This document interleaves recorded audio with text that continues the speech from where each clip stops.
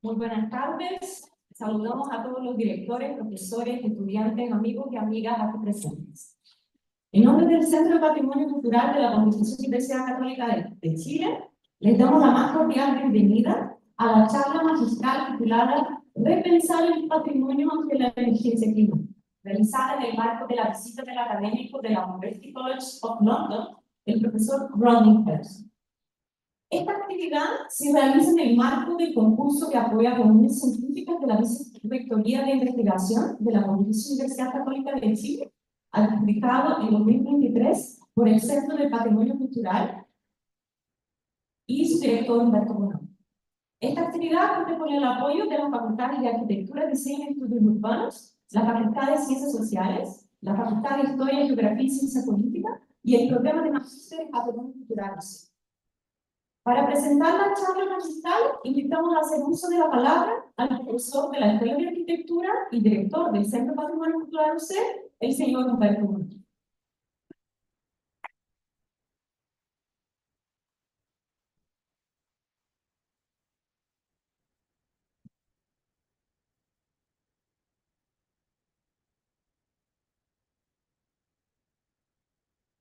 Buenas tardes, todas y todos. Antes de partir, quiero agradecer a los traductores, Pedro Veloso, que es experto en traducción en patrimonio. Muchas gracias, Pedro, por el trabajo que realiza.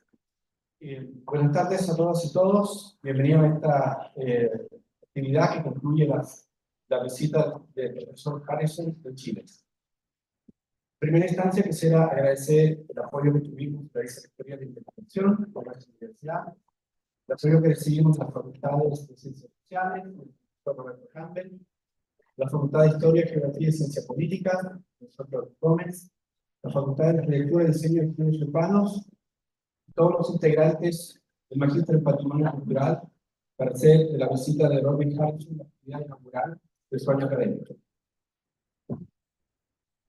Quiero también agradecer a todo el equipo del Centro de Patrimonio Cultural, especialmente a Raíssa Gambarra, su directora de desarrollo, y Daniela Marsal, nuestra investigadora, las cuales planificamos la agenda de estos días. Para todos ellos, por favor, les pido una mano.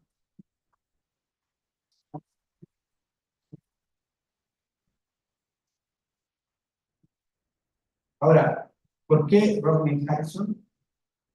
El currículum que le voy a leer en unos minutos explica muy bien su trayectoria y la relevancia para el mundo del patrimonio. Pero me gustaría explicarles por qué, para nuestro centro, la visita de Rodney Harrison tiene un valor particular. En una de las muchas encendidas conversaciones que tuvimos con Joseph Gómez cuando asumí la dirección del centro en el año 2018, recuerdo que dijo: este centro hay que abrirlo, hay que hacer cosas nuevas. Y en ese momento me dio el ejemplo de lo que se estaba haciendo en el Centro de Estudios Críticos del Patrimonio en UCL, del cual Rodney Harrison era la figura principal. Por otro lado, los libros y artículos de Rodney Harrison son bibliografía obligatoria, mínima, para todos los estudiantes que cursan nuestro magíster interdisciplinario en patrimonio. Por otra parte, en Chile, en los últimos años, se ha experimentado un interesante y muy intenso debate en torno a su patrimonio.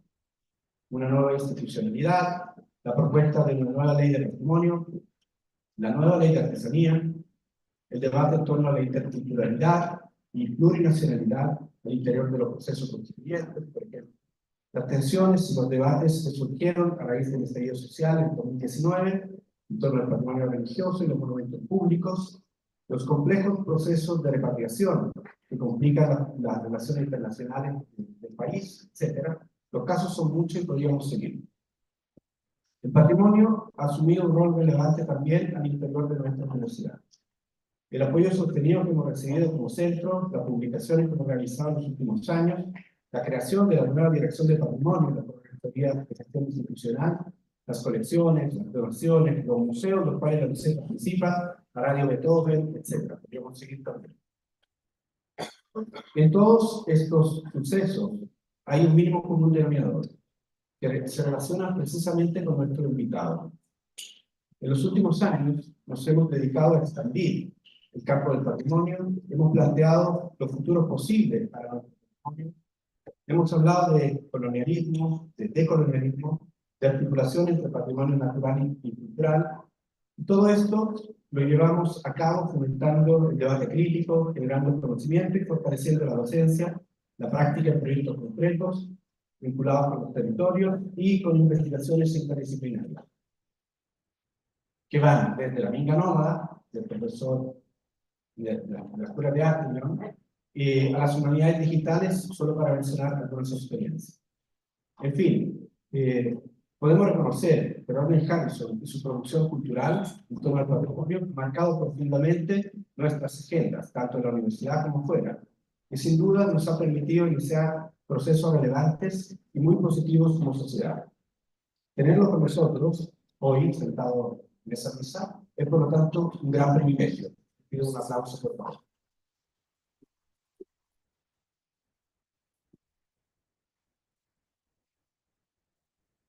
Rodney Harrison es profesor de los estudios del patrimonio del Instituto de Arqueología de la University College of London. Ha sido becario de la Priority Area Leadership del Art and Humanities Research Council entre 2017 y 2021 y es investigador principal del programa Heritage Futures. Como fundador de la revista Journal of Contemporary Archaeology y miembro ejecutivo de la Asociación de Estudios Críticos del Patrimonio, ha contribuido ampliamente al avance de la arqueología contemporánea y los estudios críticos del patrimonio. Su rol como co-director del Center for Critical Heritage Studies, UCL, subraya su compromiso con la investigación interdisciplinaria. Harrison cuenta con más de 20 libros publicados y alrededor de 100 artículos y capítulos de libros. Su obra ha alcanzado audiencias globales a través de traducciones en varios idiomas. Rodney tiene la palabra para presentarnos su charla. Muchas gracias.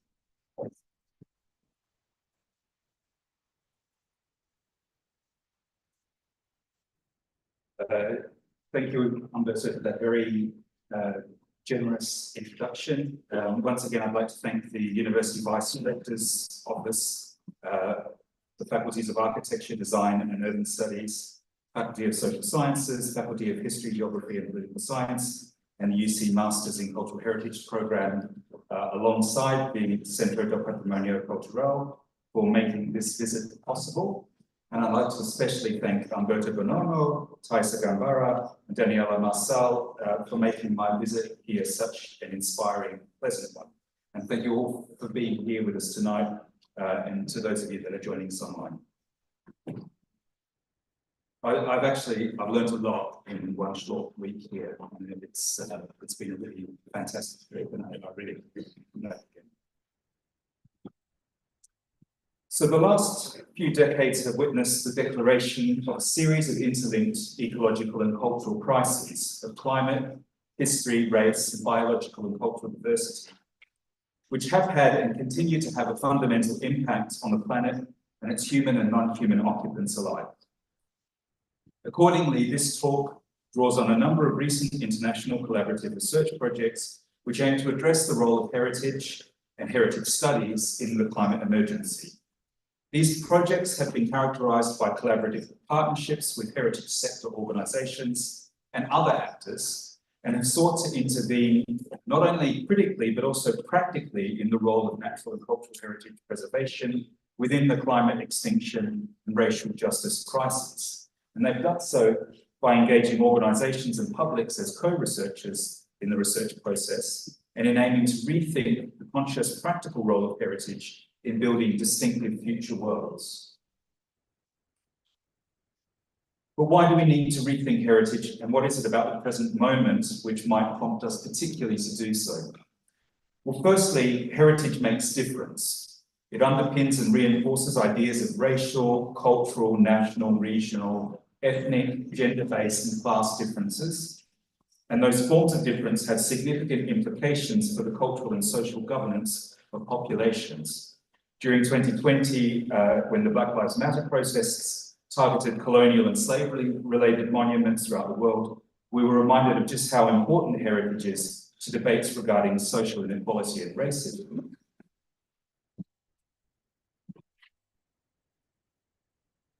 Secondly, Heritage has and continues to emphasize progress narratives and stories of human exceptionalism, which justify harmful environmental and social practices. I'm thinking here of the ways in which ideas of human progress, civilization, and extractivism are fundamentally museological notions which underpin and reinforce fossil fuel-based capitalism and the exploitations of humans and nature. And finally, heritage is fundamentally concerned with how we draw on the past and utilize natural and cultural resources in the present to build new futures.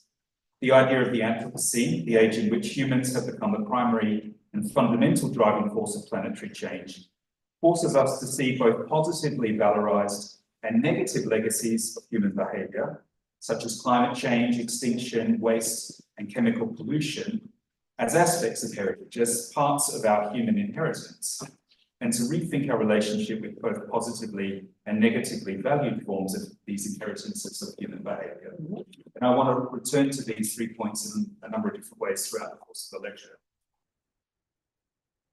So now I want to present a number of projects and then draw some themes out of these projects. The first project is called Heritage Futures.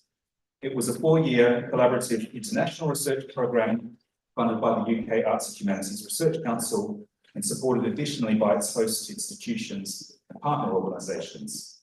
The research programme involved ambitious interdisciplinary research to explore the potential for innovation and creative exchange across a broad range of heritage and related fields or domains of practice, in partnership with a number of academic and non-academic institutions and interest groups. It was distinctive in its comparative approach, which aimed to bring heritage conservation practices of many different forms into closer dialogue with the management of other material and virtual legacies, such as nuclear waste. And it was also distinctive in its exploration of different forms of heritage as distinctive future-making practices. The project involved an international and interdisciplinary project team composed of 16 researchers, each of whom worked across one or more of our 4 main themes in collaboration with around about 25 or 26 academic and non-academic partner organisations. Empirically, the project drew on the results of our comparative research with these organisations, which represented a diverse range of interests in the preservation or conservation of natural and cultural heritage. Our research collaborators included museums and museum professional organisations, endangered language documentation programmes, cultural heritage and protected area site management agencies, frozen zoos, herbaria, seed banks, botanical gardens, and landscape rewilding projects, as well as a range of governmental and non-governmental organisations tasked with representing the interests of natural and cultural heritage preservation in a range of different ways. And we also worked across fields that are not conventionally understood as heritage domains, such as nuclear waste disposal, as I've already mentioned, and extraterrestrial communication initiatives, we did this because we feel that they share certain objectives with heritage practices and processes, and that they might be productively brought into conversation with them. We worked across multiple sites of engagement with these organisations and domains in around a dozen different countries to collect the empirical material on which our project's final monograph draws. So central to the project was the idea that futures are not simply emergent, they don't just happen, but futures are designed. And what I mean by this is that futures are built and assembled as a result of actions in the present, which are formed out of particular constellations of things, persons, places, and practices, and they're coming together in conflict or in collaboration with one another at particular moments in time. We use the term conservation very broadly in the project to refer to the maintenance of plants, animals, languages, practices, ideas, persons, things, traces, residues, and materials from the past in the present for the future.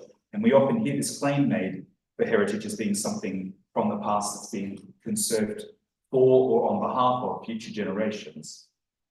But most importantly, it was our belief at the beginning of the project, and something that was borne out by the empirical material that we collected, that different forms of conservation practices often work towards assembling quite different futures and quite divergent future worlds from one another. And in doing so, they have the potential to undermine or to come into conflict with one another. So the project asked its partner organisations to think through the different kinds of futures which they were involved in making within their own organisations through their own specific conservation practices, and to explore how they might relate to others. In this sense, the project aimed to encourage its partners to develop shared, integrated approaches to common problems, many of which touch on issues of global concern. The project worked across 4 themes, each of which identified a key challenge for the future of heritage, and looked at a range of institutions which aimed to tackle it in various ways. These themes were uncertainty. How is the uncertainty of the deep future conceived of and managed in different fields of conservation practice, distant future? Transformation. What values are associated with heritage structures and landscapes that are allowed to undergo transformation and change? Profusion. How do museums and people in their homes decide what to keep in the face of mass production and consumption? And diversity. How are biological, cultural, genetic, and linguistic diversity categorized and conserved? And what could one field learn from the other? And within these thematic areas, we undertook fieldwork focusing on heritage and other forms of conservation practices to understand what was done and why, including assumptions and values of which participants might not be aware, with a range of groups and institutions who work within different heritage and heritage-like fields related to these themes. And we then aim to work with these groups to identify how specific strategies and practices from each of these fields might be creatively redeployed in others.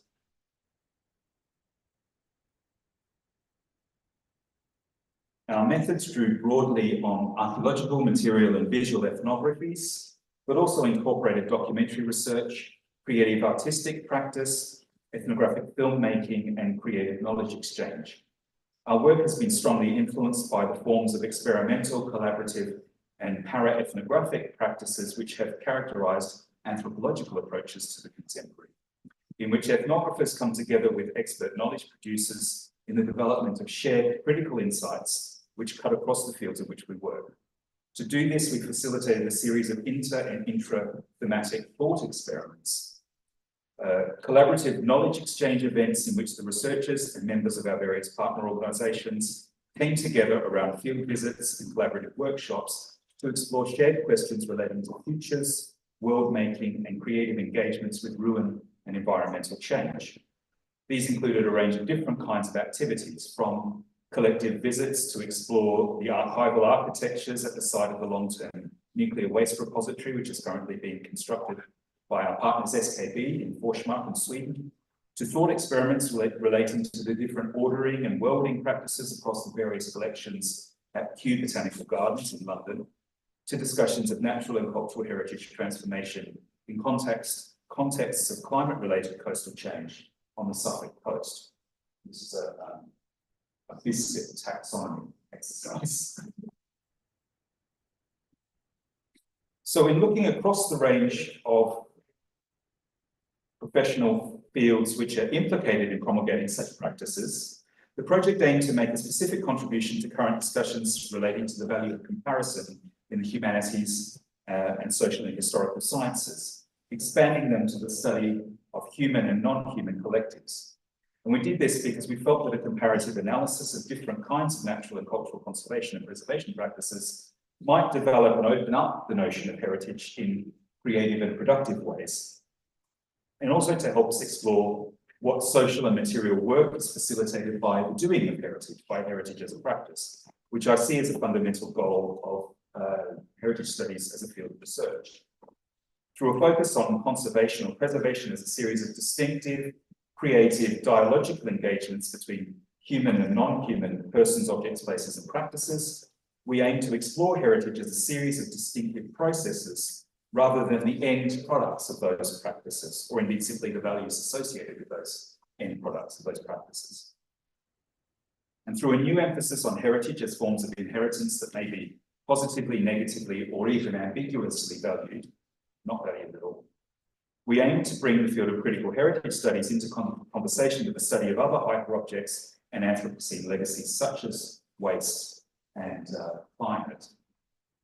We argued that a reframed notion of heritage as material and discursive legacy would allow us to move beyond the uncritical valorizing of certain objects, places, and practices from the past to reorient heritage studies more explicitly as a study of future-making or well-being practices, by showing how such things and the practices by which they're realised form templates for the organisation of new contingent realities and the construction of divergent future worlds.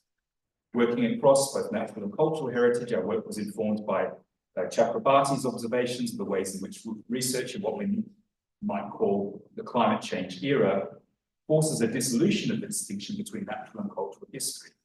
And here we intersect with a new critical engagement with nature conservation and extinction studies in exploring the distinct social and cultural frameworks which produce natural heritage and the ways in which cultural heritage is not outside of, but integrally a part of them.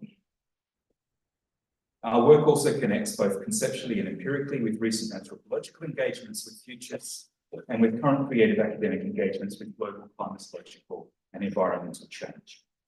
And the detailed findings of the project are presented in our 530-page jointly authored open access book, which is available free to download from UCL Press if anyone's interested in that. More detailed results of that project. So I'd like to turn now to so that project, Heritage Futures, was succeeded by a follow-on project which aimed to explore how some of its research outcomes might be put into practice.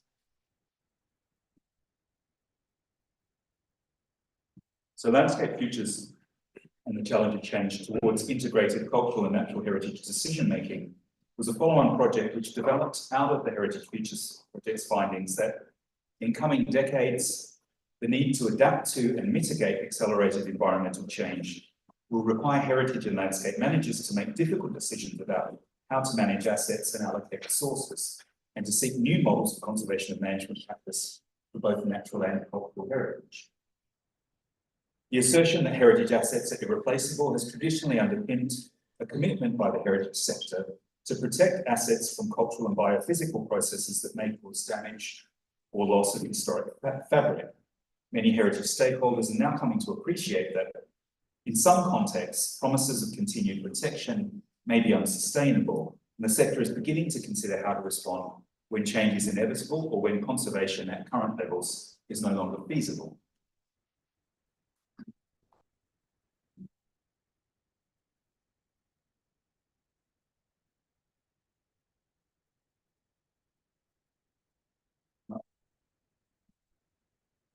Within this context, new strategies are required for sensitive, proactive management of heritage transformations, particularly in vulnerable coastal landscapes and for assets already in an advanced state of decline.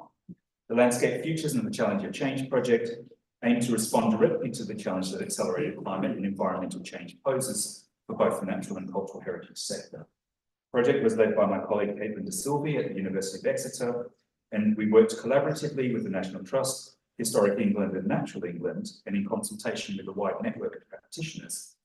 And the project aims to develop and disseminate a new framework for heritage decision-making and to resource the UK heritage sector to engage with long-term thinking and respond to challenges more effectively and creatively. Importantly, it included researchers from the National Trust and Historic England as co-investigators rather than simply as research partners, and aimed to embed its findings directly into policy and practice. Drawing on interviews and workshops undertaken with a range of heritage practitioners and policymakers, and working on some very specific case studies, the project developed the concept of adaptive release, an alternative management strategy that supports the transformation of heritage assets when other lower impact conservation options are not viable. Adaptive release aims to provide a justification for the transformation of heritage assets when other lower impact conservation options. Central to the adaptive release approach is a focus on understanding how discrete heritage assets are connected to wider processes of landscape change and continuity. The core working principles of adaptive release emphasize integration between historic and natural environmental planning and regulation, and a commitment to shared goals and outcomes. It's only by taking an integrated approach that adaptive release can deliver both cultural and natural heritage benefits and help build resilience at the landscape scale. Adaptive release is not a pathway to neglect, but rather reflects an active commitment to work with natural processes while sustaining cultural and natural heritage values. And these are some of the publications that were produced as part of this project. An article on the concept of that release, policy paper, and a broader sort of policy review. So there are about projects. I want to turn now to another collaborative project which I co-led with my colleagues Colin Sterling, now based at University of Amsterdam, in collaboration with Henry McGee of Curating Tomorrow. And unlike the previous two projects which I've discussed, this project aims to collaborate with a range of actors outside of the heritage and museum sector in reimagining the futures of museums and heritage. Reimagining Museums for Climate Action began life as a design and ideas competition launched on International Museum Day in 2020.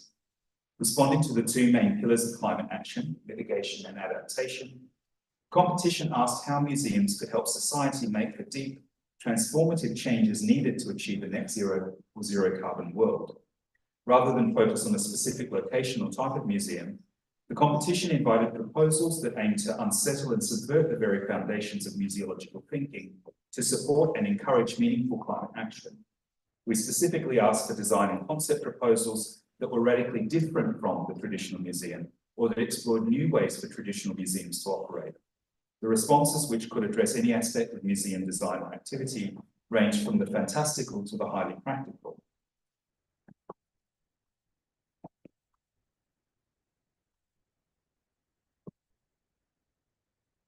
The competition closed on 15th of September 2020 and attracted over 500 expressions of interest from almost 50 different countries. Working with the Glasgow Science Centre and our team of international judges, 8 teams were invited to develop their proposals for an exhibition to be based in Glasgow Science Centre, the official green zone for COP26 in November 2022.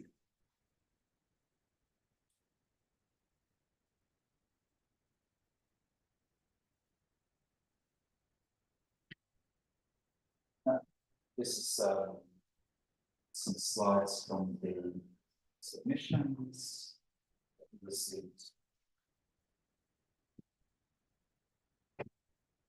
Which ranged from quite radical sort of proposals to sketches and concept drawings. And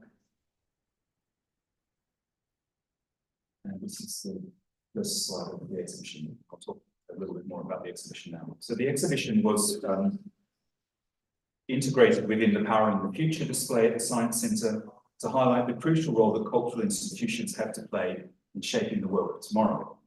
It featured proposals from Brazil, Indonesia, Singapore, the United States, and the United Kingdom. Exhibits ranged from interactive models to concept designs to apps and short films, including the short film Elephant in the Room, produced by Design Earth and featuring Donna Haraway as its narrator. The global scope of the proposals shows that museums have an important role to play in addressing climate change at an international level, tailored to their local context, and the ambition from both outside and within the sector to reimagine museums to address complex contemporary problems. These are some further slides from the exhibition. Each posed a question that was at the core of the proposal of the 8 groups that were the winning entries from the competition.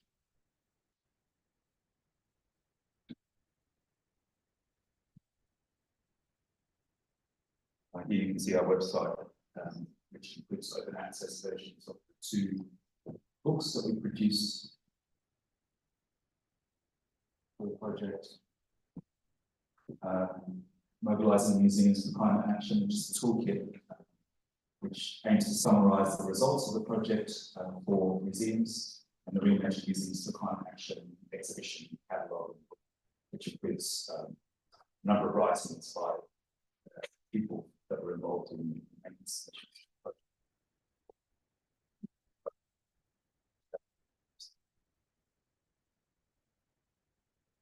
It's the Glasgow Science. So the exhibition was accompanied by a series of events and activities, both online and in person. a number of side events that were run during the time of COP26. We launched the Museums and Climate Toolkit and the exhibition book, which are all available on the project website. We also ran a series of national and international workshops with a range of partners to promote and encourage practitioners to use the toolkit during 2023 as the final year of the UK's COP presidency. This is some of the activities that we ran during the time of COP26 itself, collecting additional views about how museums could change to facilitate climate. And this is looking across one of the exhibits to this thing that they call the armadillo, which is where the blue zone, which is the sort of policy facing part of COP26 was held from the green zone across that, which is kind of nice mirroring.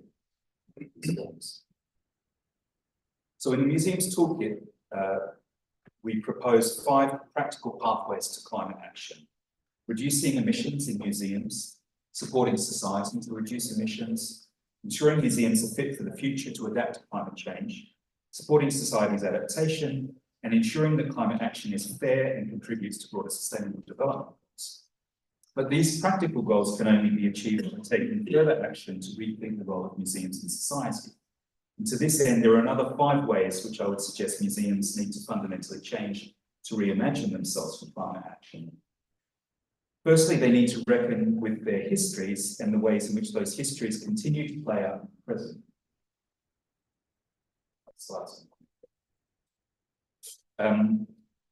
As ongoing discussions about the restitution of the Benin bronzes and other colonial looted objects show, they need to take a critical look at their histories and the role that the narratives that produce, narratives of human exceptionalism, hierarchical understandings of human culture, and an emphasis on progress and civilization, have underpinned and helped to produce the current climate crisis.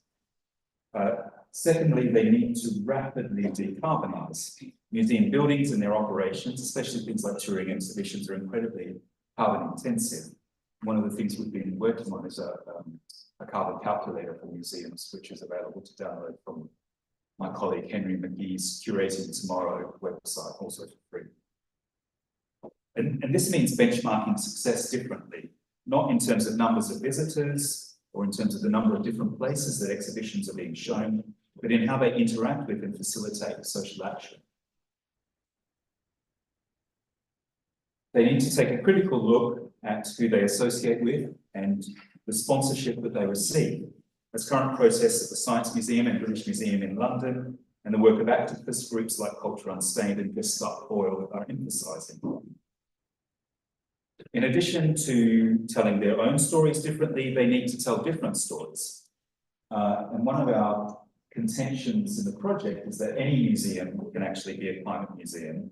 And some of the ideas in the exhibition and our various project outputs explore how this might be done.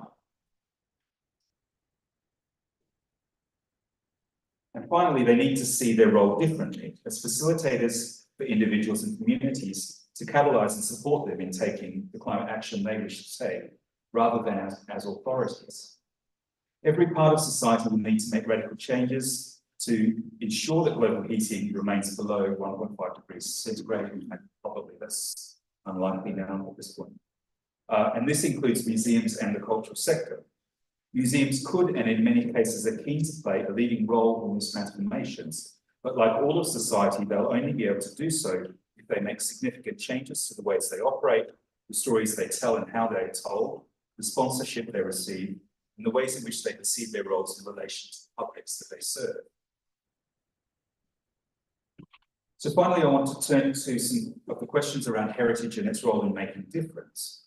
Clearly, discussions of the place of colonial and Confederate monuments in the wake of Black Lives Matter protests following George Floyd's murder show how these issues of the role of heritage in making a difference are more important than ever. Ghosts of Solid Air is another project I co-lead with my colleague Colin Sterling from the University of Amsterdam. Is an innovative public engagement project that developed a new site-specific augmented reality experience, enabling diverse audiences to understand and participate in discussions around contested statues in London. As Gary Young has argued, statues do not just give a misleading idea about particular people or particular historical events. They also skew how we understand history itself, But when you put up a statue to honour a historic moment, you reduce that moment to a single person. Ghosts of Solidaire aims to address this distorted view of the past by digitally repopulating the streets and squares that statues inhabit with the voices of those who are not remembered. While debates over public commemoration and memorialisation are nothing new, recent events around the world have brought into sharp focus the need for more nuanced and pluralistic stories to be told in and through the historic built environment. This is not just a question of what histories are represented in public space and how, but also who gets to play an active role in telling these stories and what agency they have to shape new narratives. This picture is the slave trader Colston in Bristol being thrown into the river. As Nancy Fraser argued in her seminal paper, Rethinking Recognition, culture is a legitimate, even necessary terrain of struggle and a site of injustice in its own right. For Fraser, confronting these injustices means changing the values that regulate interaction, entrenching new value patterns that will promote parity of participation in social life. Participatory parity, in this context, seeks to avoid both authoritarianism and separatist identity politics, aiming instead for a form of democratized transcultural interaction. Heritage and memory are key focal points for such interaction, but they're also terrains of struggle and all too often sites of ongoing injustice. How to foster participatory parity, therefore, remains an urgent question for the field, one that reaches far beyond academic discourse to impact on issues of access, inclusion, and the politics of representation. Responding to this concern and building on a process of co-creation developed by the project team and our collaborators Anagram, multimedia experience design company, we worked in close collaboration with a group of young people aged 18 to 25 from London who identifies people of colour and who are not typically engaged with heritage practice or discourse. And they've helped shape the research, design and curatorial strategy of the experience, which launched last October for the British Film Institute London Film Festival and UK Black History Month.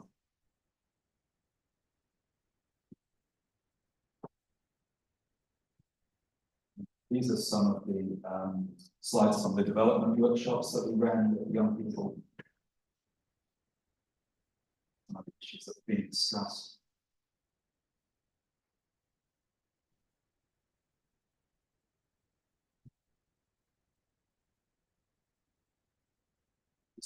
The roots of the series that about Square to the Parliament Square.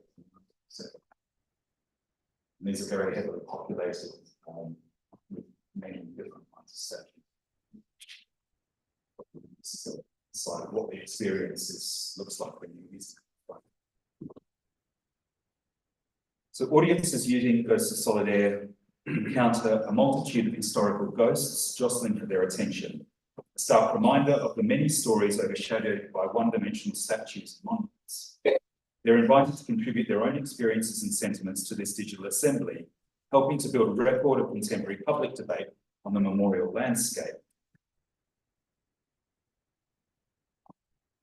Through this approach, the project aims to emphasise the importance of participatory parity and to explore the potential for contested heritage to become a terrain of transcultural interaction rather than further social injustice.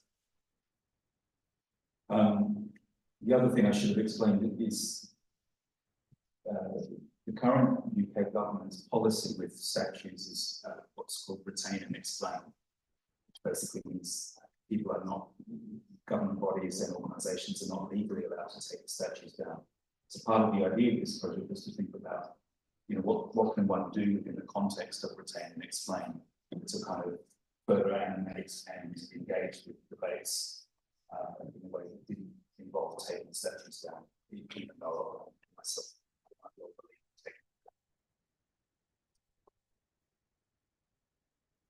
taking. So in closing, I want to mention a new international collaborative project which we've just begun called Pitch, Petroculture's Intersections with the Cultural Heritage Sector in the Context of Green Transitions.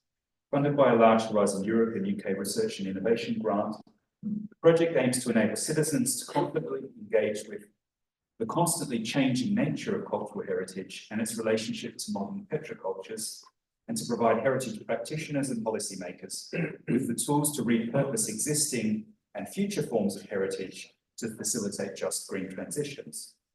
HIT brings together academic and cultural sector organisation partners across 6 European countries, UK, France, Germany, Finland, Norway, and Portugal, to spur on the processes by which humanities and arts scholarship and public interventions can strengthen citizens' engagement with the constantly changing nature of cultural heritage and its relationship to past and present petrocultures to lay the groundwork for rapid society-wide European green transitions away from a reliance on fossil fuels. We're currently only a few months into the first 4 years of work on the project, but I invite you to follow its work as it develops on our website. Addresses at the bottom of the screen. So I want to end the talk by drawing out some general principles from these projects which point to the ways in which heritage and heritage studies needs to be rethought and reimagined in the context of the climate emergency, returning in some ways to those 3 points with which I started the talk about why heritage matters in the contemporary moment. So, firstly, it's no longer possible to maintain the distinction between natural and cultural heritage, if it ever really was. And the idea of the Anthropocene undermines this explicitly. This is the Svalbard sea fog in Arctic Norway. It's a fault that saves seed and sea ancestors and acts as a sort of duplicate backup of regional seed banks. But this is an interesting example. It's, in a way, it's sort of what we call a biocultural archive, because it archives millennia of human environmental interactions, experimentations across species, sort of whole agricultural history stored within the DNA of seeds themselves. And it's a kind of fascinating place to think with about the relationship between that and culture. Secondly, I would emphasize the need to explore a broader framework for understanding heritage by looking at other forms of Anthropocene legacies, which tend to be less explicitly valorized, such as waste, species extinction, and biodiversity, as well as climate. Third, I want to emphasize the need for heritage to engage creatively with, rather than always to feel that it needs to work against inevitable forms of ecological, social, and political change. Fourthly, the need to engage both heritage practitioners and broader publics in debates about the short, medium, and long-term futures of heritage and the role of conservation practices in actively realizing and constructing future worlds. This is a project which is related to a biobank in the United States, which is aiming to bring back woodlands to a series of de-extinction projects with various now extinct animal species, including pigeons that went extinct in the 19th century, as well as ultimately mammoths, and bison from Australia, Tasmanian tiger. And fifth, the need for more critical approaches to heritage and to do heritage differently, which I guess is the main theme of the talk. Many heritage professionals have taken the climate and extinction emergencies as a cue to do heritage the way that it's always been done, only with more vigour and increased moral licence. But I would suggest that the opposite is actually the case, that heritage needs to be done critically, and we need to find new ways of doing it. There may have been a time when it was possible to imagine a critical heritage studies as remote from the fields with which it works and which it studies. I hope I've presented a convincing argument for why and how heritage studies might maintain its critique, whilst also working to reshape its field of study. I would suggest that the role of academic research in both speculatively and practically reimagining heritage and its operations in society matters now more than ever. Engaging organisations and publics as co-researchers in the research process will be integral to this aim of reimagining heritage for the climate emergency. Thank you.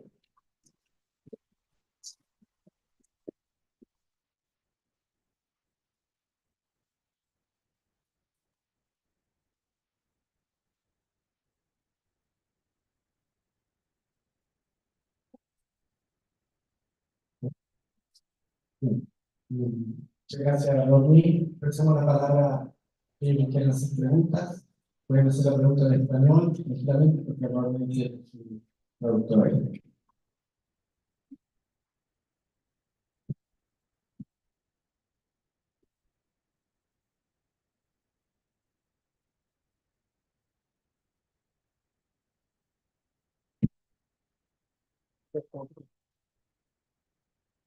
Thank you very much, Rodney, for your amazing presentation.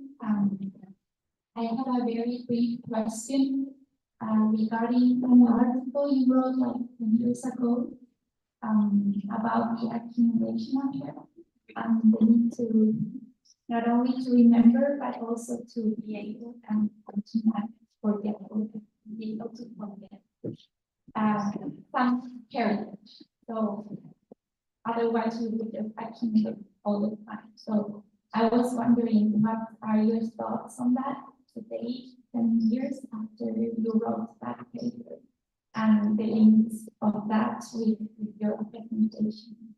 Thank you very much. Thank you for the question. So that paper was intended to be a sort of a provocation to think through. If we acknowledge that society and its values are going to change, then the heritage decisions that we made 50 years ago or even 15 years ago are also ultimately going to change along with them. And I guess it was a sort of a provocation to what I see as almost like a sort of madness to make everything into heritage and to continue to accumulate, to continue to list, to continue to protect more and more kinds of heritage, even while we acknowledge that the idea of universal values is not really something that is sustainable if we think about the long-term futures of heritage, or things that, in a way, we don't know what the future is going to be. There's a sort of a kind of vanity to heritage, which is it's a sort of presentism in a way. It's a desire to imprint one's values onto the future. But that doesn't mean that, on the other hand, I think heritage is generally something that people do for good reasons. So I sometimes do this thing about holidays. So we have the image of the image of the polar bear on the melting ice sheet. And of course, everyone wants to save it. Who doesn't want to save the polar bears, right? That feels like an inherently morally correct thing to do. But there's lots of different ways of trying to save the polar bears. And, so the point of the project is partially to get people to think about how those different practices relate to one another and what they really actually do in the long term, what they really actually do even in the short term future. And many times these things come into conflict with one another, and that's kind of, even if one wants to approach this in a very liberal way, that's a waste of resources. So it's not to say that heritage is bad, because I think people do heritage for good reasons, but sometimes the outcomes of those things are not good. And I guess these colonial monuments are one example of things that I think they kind of done, actually. And the argument to maintain those is not good. But then, there's also, we are in a historic moment, a historic period where memory is very important, and the idea of, lest we forget, the idea that we hold on to certain kinds of memories. So it was an attempt to sort of provoke and to sort of think about new models for revisiting decisions that we make about the buildings that we preserve, monuments that we raise, to think that actually those things are probably not going to be there forever and valuable forever in the same way. So I think I used the metaphor of the garden of cooking ways. I think I still agree with it, but I can also see it's a kind of it's also quite provocative, I guess, conservation. But what I didn't really present is that I mean, I work in heritage now. I used to work in heritage, and most of these questions actually emerge from my experience working with Nature Conservation Agency, working with cultural heritage and dealing with the conflicts between the management of indigenous heritage, the idea of wilderness and sort of pristine natural landscape conservation models, and other forms of cultural heritage that were in the past. So there are also, they're not critiques that emerge from outside, but from trying to actually understanding what the problems are for practitioners. And I think what I want to try to do is to take, is to engage practitioners respectfully, because I think, you know, it's not our job to criticize from the outside, but our job is to actually help people do things better and help them to kind of think about the implications of what they're doing. So I hope it comes across respectfully rather than as a sort of a cheeky provocation, because it's not intended to be that.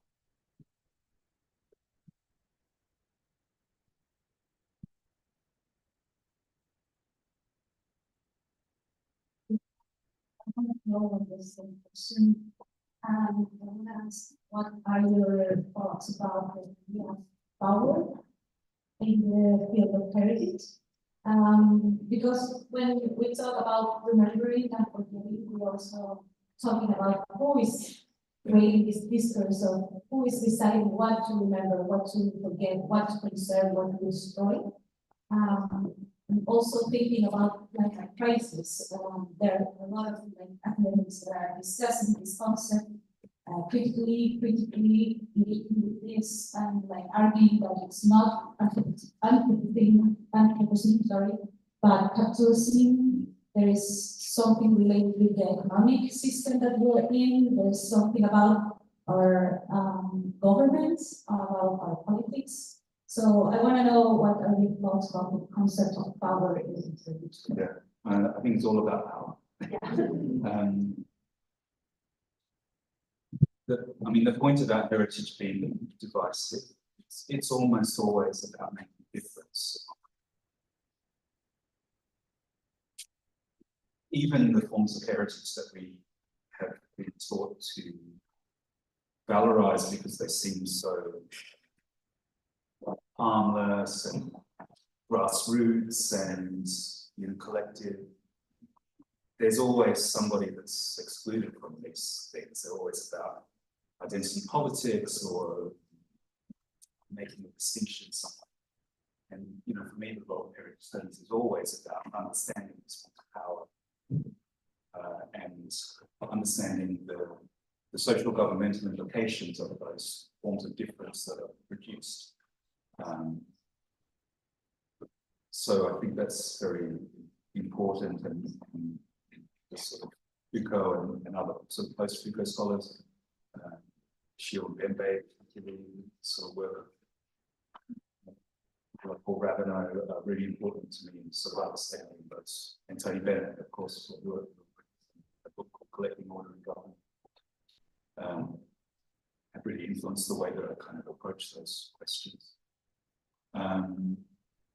There are another series of projects that I'm working on, which are really more about, although it's part of pitch as well, the sort of interconnection of racial and ecological justice. I've been working and really inspired by colleagues that are in the new centre that we have at UCL, Sarah Parker Raymond Centre, with the study of race and racialization, which was founded by Paul Gilroy, who's sort of top that study scholars in the world. And we're trying to develop these new concepts of thinking elementally and planetarily about heritage, thinking about the aspects of heritage that are common to both humans as well as non-humans. What are the things that we all need to live? And how would tracking the ways in which those things are sometimes restricted allow us to think differently about questions of racial, ecological, social justice. And to me, these are all heritage and museological questions, and we have a big team that we want to work with together on this project, including people like Florine Sarr, who wrote the Sarr-Savai report on the restitution of objects of African origin or from. Yeah, so So we hope we can do more work on this kind of issues, and it obviously also relates to issues like education, trying to work across decolonial initiatives within different educational organizations as well as heritage and arts organizations. Yeah, so these things need to be all put back together, and maybe that's one of the things we discussed at one of the other talks yesterday. Is the fact that we form these organizations that are so specialized that part of the job is kind of helping to put things back together and contextualize instead of integrate. So that's what a lot of this is the work is now.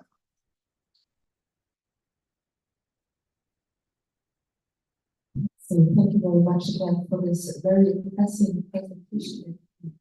Looking forward here, I have a question about methods, right? Because what you are presenting here is a kind of extension of a research field in terms of, I would say, in terms of trans and interdisciplinary research and also international one. And there I wonder, I'm very curious about what kind of methods are you undertaking to get this work done, because I think it's very interesting to put this field. I mean, when we look in particular to European city, what UNESCO is doing there with the heritage side, and what is your proposal that it's completely an extension of what is actually done in a lot of historical areas there. And I would like to understand the idea of the different, let's say, knowledge production and also spheres of knowledge that you are combining to bring this results.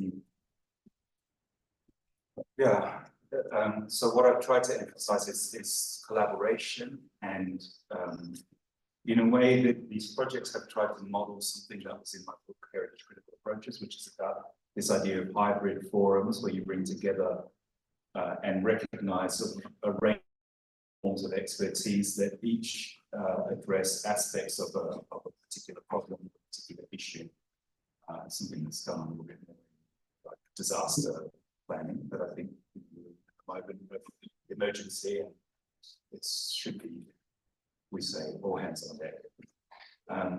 So I think it's been I've written a bit about method, but in a way it's quite intuitive because it's about those fundamental principles of recognizing different forms of expertise, taking people seriously, respecting people's own forms of knowledge, trying to find ways of collaborating. So we do a lot of crazy workshop things, which are sometimes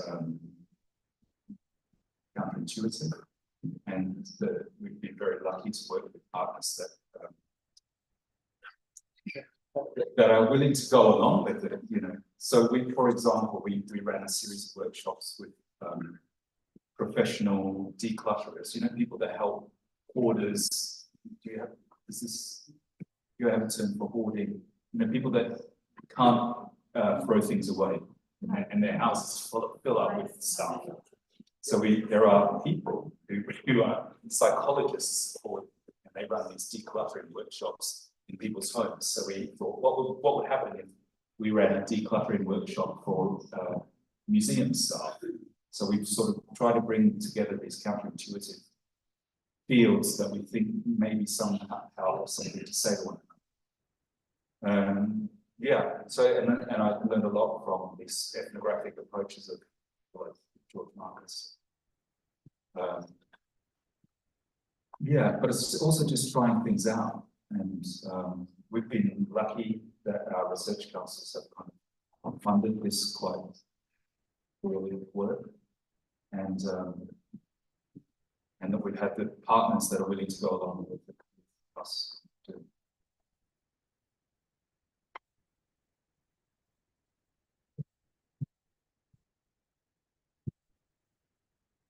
Primero quiero agradecer la oportunidad de escuchar la conferencia. Les quería preguntar si son estos espacios de talleres o... ya. Ahora sí. Bueno, partiendo por los agradecimientos respectivos por tener la conferencia que ayuda a replantearse esta cosa del patrimonio. quiero preguntar si ese espacio de foro, o también pensando qué otros espacios pudieran ayudar a conjugar perspectivas de las nuevas generaciones que muchas veces tienen mucha motivación, pero poca experiencia, con generaciones más avanzadas que tienen bastante experiencia, pero poca motivación. Y en otros ámbitos podría llevarse a generaciones jóvenes respecto al patrimonio, por lo que es un proceso de cambio climático, ya tienen una perspectiva que cierne mucho de las generaciones posteriores y se sienten muy separadas. Y volviendo a la pregunta, ¿qué espacios podrían conjugarse para que estas dos visiones realmente puedan lograr algo que produzca un cambio? Gracias. This is for Daniela. It's not for me. I mean, I think there's two things. One of the really interesting things about what happens when people think about future generations is they always imagine them as children. So somehow the future is infantilized. And I think this is one of the things that allows us to feel that we can make decisions, or that we know what future generations need better than most future generations do themselves, because we think of them as children that we actually have a paternalistic relationship. So that's one thing, it's sort of interesting ontology of future things actually somehow features fantasized. But also, yeah, I think it's a great idea, and there are models in other fields that we could draw on to look to involve young people in these kinds of activities. So in the climate change conferences, they have a youth forum, and they have a very strong focus on youth representation, which I think is a sort of model that we could look to adapt in the field of heritage in one way or another. Youth panels that have an advisory role to see this. So yeah, I agree. I think it's very important. And as I say, relevant because research on this issue tells us more about.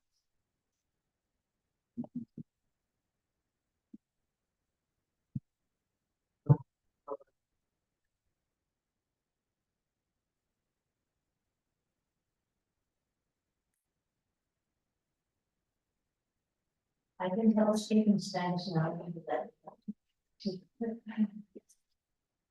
Hemos oído a lo largo de estos 3 días, muchas gracias por toda tu voz. Okay. I was saying I'm going to talk in Spanish now, being that we have Spanish. Hemos oído muchos interesantes aportes a lo largo de estos 3 días. Hay algo que me está dando cuenta respecto de la idea de abrirnos al cambio, y al mismo tiempo pensar los estudios críticos del patrimonio desde la creación de futuro. Tomando esas dos ideas tuyas, no he oído nada de esta descalificación, que me parece que debería ir de la mano con la idea de la recolonización, y también me gustaría saber cuál es tu postura respecto de el marco del neoliberalismo que ha estado atravesando todos los procesos, por ejemplo, el cambio climático, y toda la cuestión del mercado y los servicios que nos imaginaría. ¿Cómo estamos pensando ese cambio? Si lo estás pensando aludiendo a ese marco, que es parte del cambio que tenemos que hacer, o si podemos ver desde una perspectiva crítica del patrimonio, seguir en esa línea sin tocar el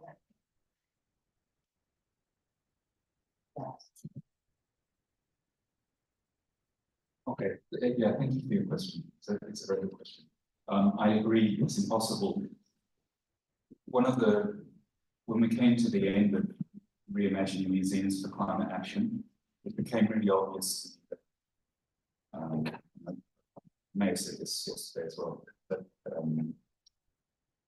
museums are so embedded, so much a part of creating a particular ontology of extractivism, of endless growth, that sort of supports fossil fuel capitalism, fossil fuel anarcho-capitalism. That the process of reimagining museums for climate action is almost impossible. That those ideas of progress, of growth, of hierarchy, equality, racial, gender, cultural, are so much a part of these institutions that it leaves one wondering, what can you really do?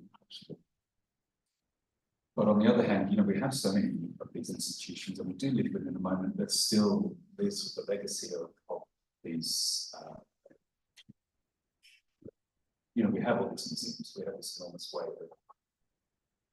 So I think we need to find a way to use them effectively, and Pitch is a project that is really intended to much more heavily foreground the reliance on fossil fuels, and to think much more creatively with different forms of heritage about how we can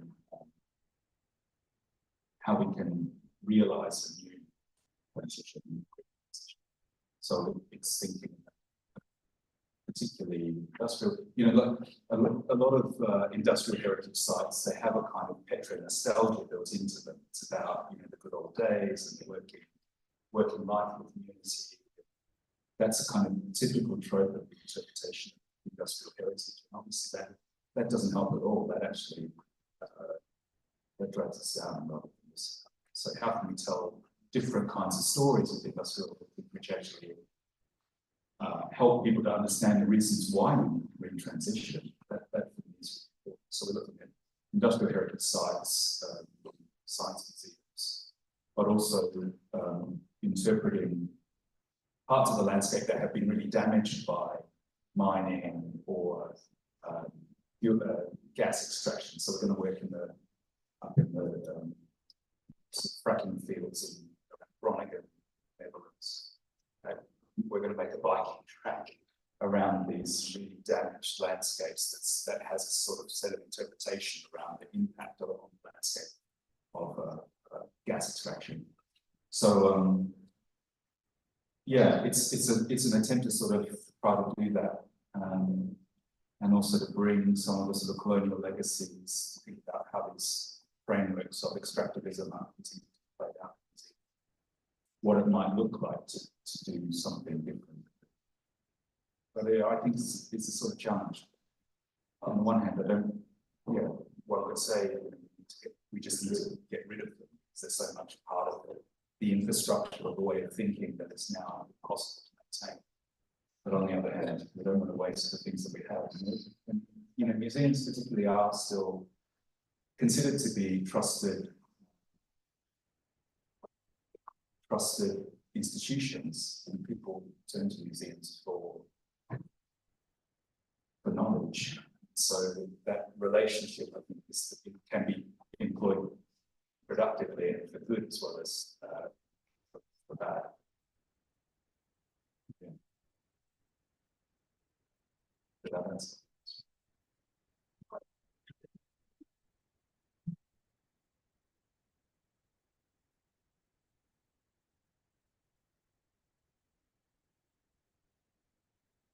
Gracias.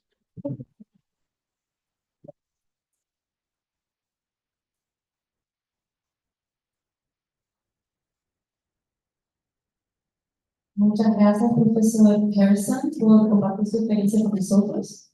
Invitamos al jefe del programa de Magíster en Patrimonio Cultural a dar unas breves palabras.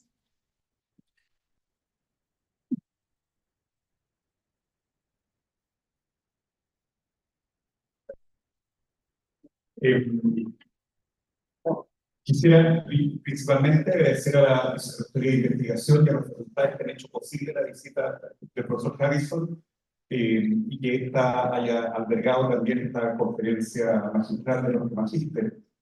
Pero quisiera muy especialmente, ante los agradecimientos a Rodney, agradecer al Centro de Patrimonio Cultural de nuestra universidad, particularmente a Humberto y Taise, por habernos propuesto que esto fuera también Charla Magistral de este año, así que, colega. Y además de eso, Rodney, agradecerte enormemente estos días que creo que han sido muy iluminadores, tanto para nuestros estudiantes como para nuestros alumnos, y sabiendo que ya vas con una maleta llena de libros en castellano, un par de libros, uno que consiguió Daniela Marzal y otro escrito por varios profesores de nuestro programa. Muchas gracias.